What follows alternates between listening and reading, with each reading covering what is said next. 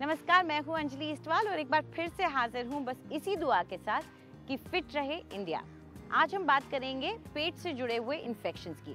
गर्मी का मौसम है और स्टमक इन्फेक्शंस का खतरा इस मौसम में बढ़ जाता है। तो आइए हमारे डॉक्टर से जानते हैं कि कैसे आप बच सकते हैं इन स्टमक इन्फेक्शंस से।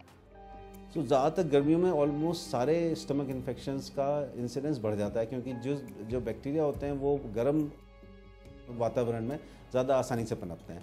तो कॉमनली हमको जो देखने को मिलता है, एक बैक्टीरिया होता है एंट्रोकोकस कोलाई, ई कोलाई, जो कि नॉर्मली शरीर में स्टूल में प्रेजेंट होता है, लेकिन अगर वाटर कंटेमिनेशन है, फूड कंटेमिनेशन है तो वो फूड चेन में आ जाता है। बाकी होता है जैसे टाइफाइड का बैक्टीरिया होता है, साल्मोनेला, नॉन टाइफाइड साल्मोनेला होते हैं जो कि कॉमन कॉज होते हैं गैस्ट्रोएंटेराइटिस के। बैक्टीरियल इन्फेक्शंस में नॉर्मली वाटरी डायरिया ज़्यादा होता है, जबकि एमीबाइसिस में नॉर्मली लो वॉल्यूम, थोड़ा थोड़ा डायरिया, थोड़ा थोड़ा स्टूल विद ब्लड, जिसको डिसेंट्री कहते हैं। एक इन्फेक्शन होता है शिगेला, जिसमें ब्लड और म्यूकस बहुत ज़्यादा जा सकता है।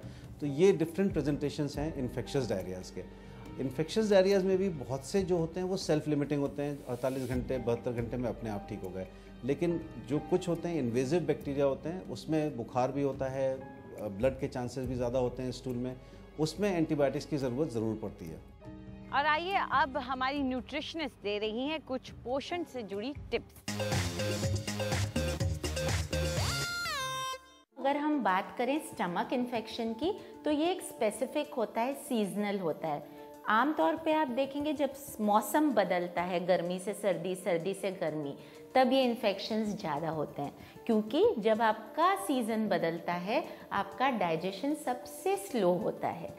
तो इस दौरान कुछ अगर प्रिकॉशंस लेते हैं तो इससे आप बच सकते हो। जैसे बाहर की चीज़ें नहीं खाना, सब जानते हैं, सड़क की चीज़ें नहीं खाना, पानी की मात्रा हाईएस्ट पे रखना ताकि वो आपके बैक्टीरिया फ्लश आउट हो जाए। प्रोबायोटिक दही का यूज़ करना, हर एक खाने के साथ आप एक दही की कटोरी ले लो तो आप बैक्टीरिया अच्छे वाले अंदर डाल रहे हो, जिससे डाइजेशन अच्छा हो रहा है। नींबू का अचार बहुत अच्छा होता है अच्छे बैक्टीरिया की ग्रोथ करने के लिए, तो ये हार्मफुल नहीं है, इसे भी खाओ। तो जब आप पत्तों की सब्जियां मत खाओ, जैसे मौसम बदलता है जो सीज़न में है वो खाओ। तो जितना डाइजेशन स्लो है उतना छोटे छोटे पोर्शंस करोगे तो बॉडी में कभी ये प्रॉब्लम नहीं होगी। छाछ पियो, खाना खाने के बाद छाछ पियो, पहले छाछ पियो, आपकी डाइजेशन हमेशा अच्छा काम करती रहेगी। और अब आपकी स्पाइन की बेहतरी के लिए बता रही हैं कुछ आसन हमारी योगा एक्सपर्ट। नमस्कार, आज का जो हम पोस्चर करेंगे वो पोस्चर हमारी स्पाइन के लिए करेंगे। स्पाइन के साथ साथ आपके थायराइड, आपकी चेस्ट, आपका हार्ट सेंटर इससे ओपन होता है, आपकी लोअर बैक इससे स्ट्रेंथन होती है। तो आज ये कैसे करना है, तो आप सबसे पहले अपने स्टमक पे लेटेंगे। स्टमक पे लेटते हुए आप अपनी चिन को ऊपर रखेंगे।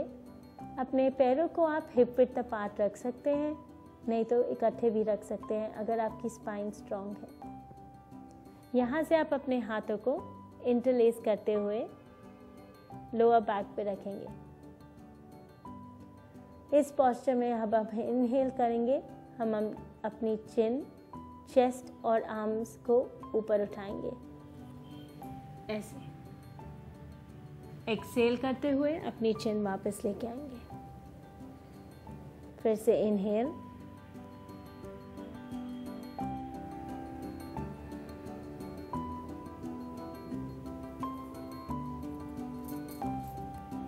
अपना हेड रेस्ट करते हुए राइट की तरफ लेके आए और रिलैक्स करिए,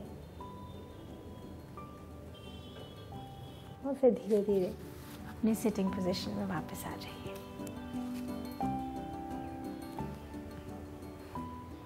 आज के लिए इतना ही, नमस्कार। अगर आपके स्कैल्प में इचनेस यानी कि खुजली की शिकायत है तो हमारी ब्यूटी एक्सपर्ट आपको बता रही हैं एक होममेड हेयर पैक।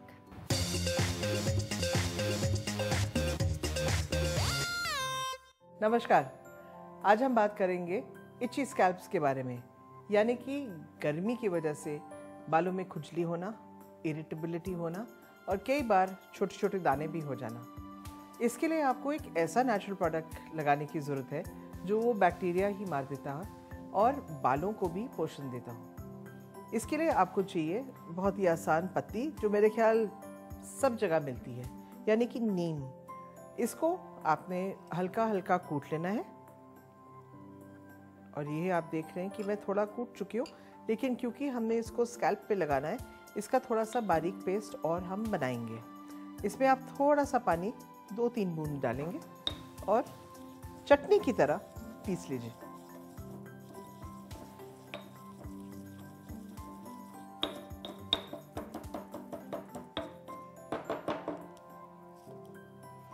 ये आप देखिए कि नीम जो हमने कूटा है उसका हल्का हल्का जूस भी निकल गया है। इसको आप एक निकाल के अलग से रखेंगे कटोरे में।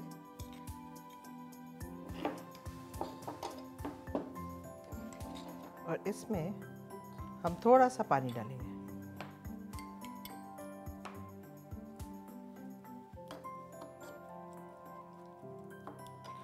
जहाँ जहाँ आपको स्कैल्प पे खुजली या जलन महसूस होती है, आप ये पेस्ट लेके उसको हल्का हल्का स्कैल्प पे मसाज करेंगे, यानी कि बालों के जड़ों पे सिर्फ।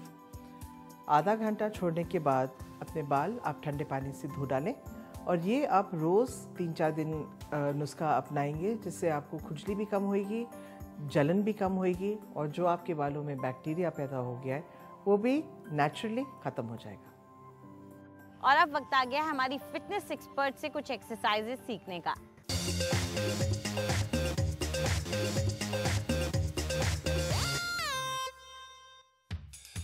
क्या आप उनमें से हैं जो सुबह उठते हैं लेकिन फ्रेश फील नहीं करते क्योंकि आपकी बॉडी में स्टिफनेस है? तो आइए मेरे साथ कुछ स्ट्रेचेस सीखते हैं ताकि हम ये स्टिफनेस भगा सकें और दिन को अच्छे से फेस कर सकें। इस तरह से मैट पे आ जाइए और एक लेग को दूसरे लेग के ऊपर रखिए। अगर आप ये कंफर्टेबली नहीं कर सकते तो अपने एंकल को भी प्लेस कर सकते हो। जो भी आप कंफर्टेबल फील करते हो आप वो कीजिए और धीरे धीरे सांस लेते हुए नीचे आइए।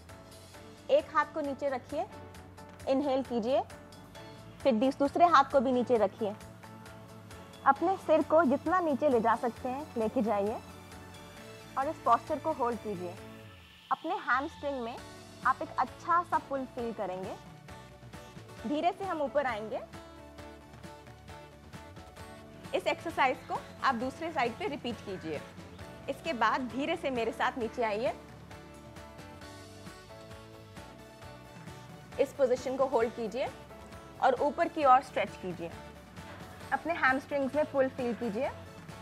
वापस नीचे आइए और पुल फील कीजिए और धीरे धीरे वॉक कीजिए। जितनी आपकी लेग्स में स्टिफनेस है सब चली जाएगी। अपना फोकस आप अपने ब्रेथ पे रखिए। धीरे से वापस ऊपर आइए।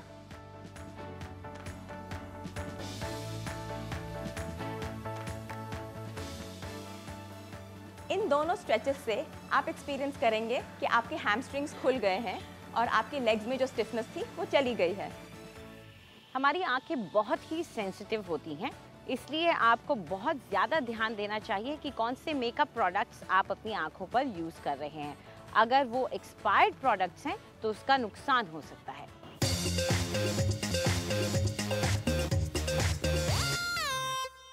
मस्कारा एक ऐसा प्रोडक्ट है जो सबसे पहले ख़राब होता है।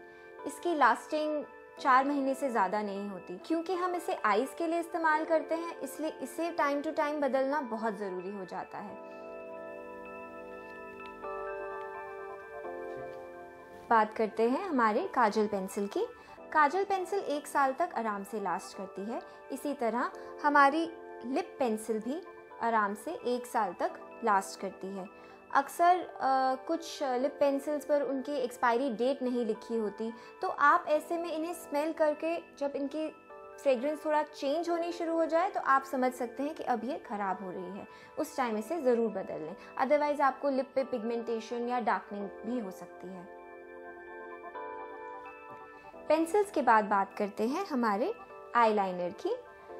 आईलाइनर चाहे लिक्विड हो, चाहे क्रीम बेस्ड या फिर जेल बेस्ड, ये अक्सर 1.5 साल आराम से लास्ट कर जाते हैं। And last but not the least, अब बात करते हैं हमारी लिपस्टिक्स की।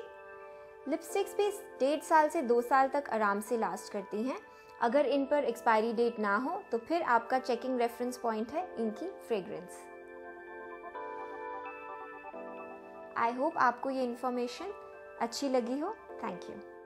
फिट रहे इंडिया में फिलहाल इतना ही। आपको हमारा कार्यक्रम कैसा लगा हमें ज़रूर बताएं। आप अपनी राय हमें ईमेल कर सकते हैं fit@ndtv.com पर। आप चाहें तो ट्विटर पर भी हमारे साथ जुड़ सकते हैं। इस्तेमाल कीजिए #फिट रहे इंडिया। फिलहाल हमें इजाज़त दीजिए। नमस्कार।